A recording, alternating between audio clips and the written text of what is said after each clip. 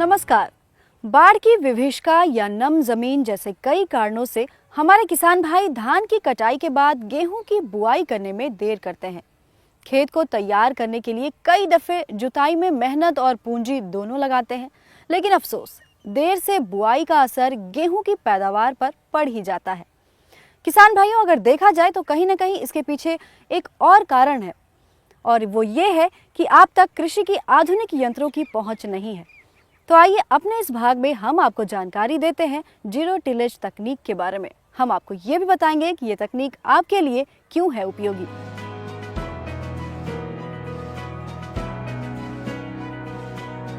धान की कटाई के बाद खेत की जुताई किए बिना मशीन की मदद से सीधी पंक्ति में बुआई की अनोखी तकनीक है जीरो टिलेज।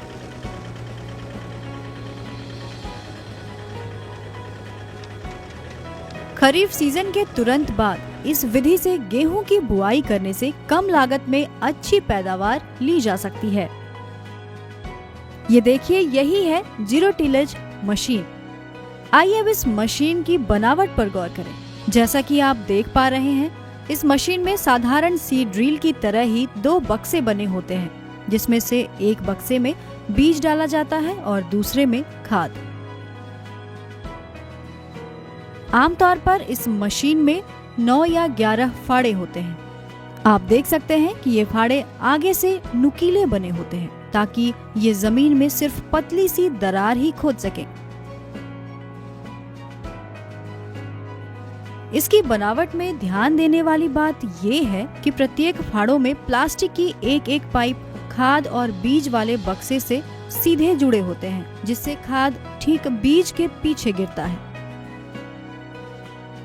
आप देख सकते हैं कि इसमें हमारा उपचारित बीज हमने इस बॉक्स में भरा हुआ है, और इस बॉक्स में भरने से आप देखोगे कि जैसे हमारा इसका जो मशीन चलेगी उसका डिस्ट्रीब्यूशन, जिसने पर हमारा लगभग ये 40 एकड़ प्रति 40 किलो प्रति एकड़ के हिसाब से हमारा इसकी निर्धारित है, उसी के हिसाब से हमारा बीज गिरता जाएगा।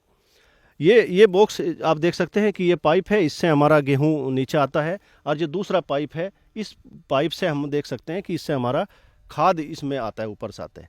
खाद की जो गहराई है वो लगभग 1 सेंटीमीटर नीचे है बीज से। तो इसका मकसद ये होता है कि जो डीएपी उर्वरक हम इसमें पड़ा है वो अगतिशील रहता है मिट्टी के अंदर, और वो जड़ों के नीचे जाता है। तो उसका जो स्थापना है मिट्टी के अंदर, वो बीज के 1 सेंटीमीटर नीचे है, जिससे कि बीज की जड़ें निकलेंगी, पौधा उगेगा, पौधे की जड़ें बनेंगी, और पौधे की जड़ों के संपर्क में हमारा उर्वरक रहेगा, जिससे कि उसका वो उचित उपयोग कर सकता है।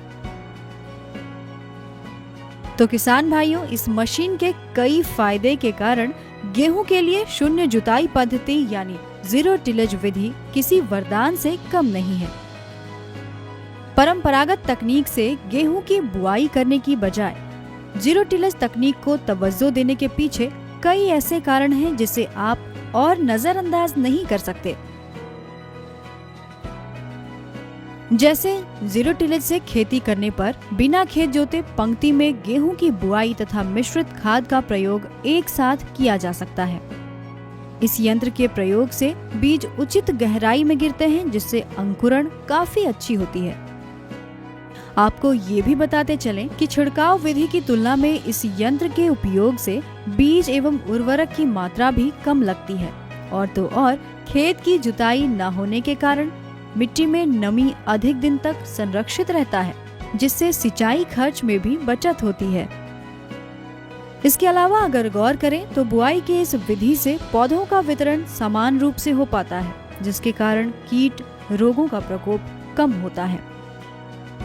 लागत मूल्य के पैमाने पर अगर देखें तो इस विधि से बुआई करने पर 1800 से 2500 रुपए प्रति हेक्टेयर जुताई खर्च में कमी आती है, और उत्पादकता में बढ़ोतरी होती है।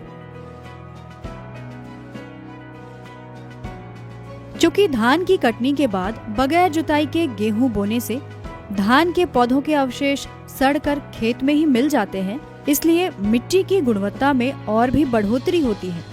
साथ साथ गेहूं की फसल में खरपतवार की समस्या भी कम देखने को मिलती है। तो देखा आपने, बिना जुताई के भी आप गेहूं की उन्नत पैदावार पा सकते हैं। लेकिन इससे पहले कि आप गेहूं की इस जीरो टिलेज तकनीक को अपनाएं, आपको करनी होगी कुछ खास तैयारियां और इसके साथ ही आपको मशीन द्वारा बुआई की अलग अलग विधियों को भी समझना होगा। तो चलिए गौर करते हैं इन तमाम पहलुओं पर। किसान भाइयों, इस विधि को अपनाने के पहले आपको थोड़ी तैयारी करनी पड़ती है। जैसे सबसे पहले आप अपने खेत की पड़ताल कर लें।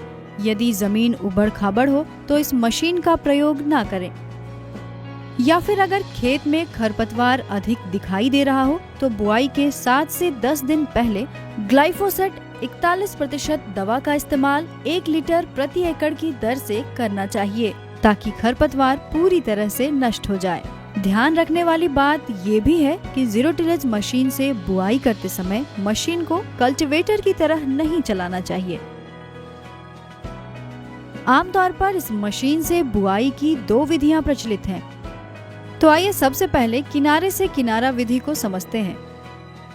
दरअसल इस विधि में खेत के किसी एक किनारे से 3 मीटर मापकर चिन्हित कर देते हैं। यही प्रक्रिया सामने वाले छोर पर भी करते हैं।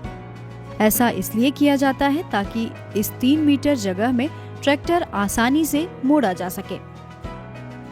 अब ट्रैक्टर को चिन्ह के दाहिने या बाएं वाले मेड़ से सटाकर चिन्ह के पास पिछला चक्का इस प्रकार रखते हैं कि जीरो टिलेज मशीन के फाड़ लगाए गए निशान पर ही पड़े। दूसरे छोर पर जाकर जब मशीन निशान को छू ले तो हाइड्रोलिक से मशीन को ऊपर उठा लेते हैं। अब ट्रैक्टर को घुमाकर फिर पहले वाले स्थान के बगल में इस प्रकार ले आएं कि ना तो पहले वाले जुते हुए भाग पर मशीन दोबारा चले और ना ही बीच में जमीन का कोई हिस्सा छूटा रह जाए। अब मशीन चिन्ह पर नीचे गिराकर बुआई करते हैं। इस तरह से जब पूरे खेत की बुआई हो जाए तो दोनों छोर पर छूटे हुए भाग में बुआई करनी चाहिए। जरा गौर करें, इस भाग में ट्रैक्टर को पहले की दिशा के लंबवत करते हैं। ऐसा करने से बुआई अच्छी तरह से हो पाती है। बुआई की दूसरी विधि है किनारा से मध्य विधि। इस विधि में बुआई की प्रक्रिया लगभग किनारा से किनारा की तरह ही है। दोनों विधि में अंतर सिर्फ इतना है कि एक बार जब मशीन किनारे से होते हुए एक छोर से दूसरे छोर जाती है तो वापसी में मध्य से लौटती है। बुआई की विधि चाहे कोई भी हो, लेकिन जीरो टिलेज अपनाने के साथ ही आपको ध्यान में रखनी होगी कुछ जरूरी बातें। जी हाँ, कुछ सावधानियां भी बरतनी होगी, जिसके बाद ही आप गेहूं की अच्छी फसल ले पाएंगे। तो आइए गौर करते हैं कुछ ध्यान में रखने योग्य बातों पर। किसान भाइयों, उस खेत में जीरो टिलेज मशीन का उपयोग ना करें जहां से जल की निकासी ना हो। खरपतवार वाले खेत में उचित दवा के छिड़काव करने के 7 दिनों बाद ही बुआई करें। ध्यान रहे, अत्यधिक गीली जमीन में भी इस विधि का प्रयोग नहीं किया जाना चाहिए। मोड़ पर मशीन ट्रैक्टर हाइड्रोलिक से उठाकर मोड़ें और मशीन को लाइन पर गिराने के बाद ट्रैक्टर से मशीन चलाएं। हर मोड़ पर ये जांच लें कि पाइपों से खाद बीज गिर रहा है या नहीं। ध्यान रहे कि बॉक्स में खाद बीज एक समान रूप से हर छिद्र के ऊपर रहना चाहिए। इस तकनीक को सीखकर और इन सावधानियों को ध्यान में रखकर आप निश्चित तौर पर गेहूं की अच्छी उपज ले सकते हैं। और खुशी की बात तो ये है कि इस विधि को अपनाने में आप सरकारी सहायता भी ले सकते हैं। तो किसान भाइयों, अब समय आ गया है कि आप जीरो टिलेज जैसी आधुनिक तकनीक को अपनाएं और अपना खर्चा, समय और मेहनत तीनों बचाकर बदले में पाएं उन्नत पैदावार।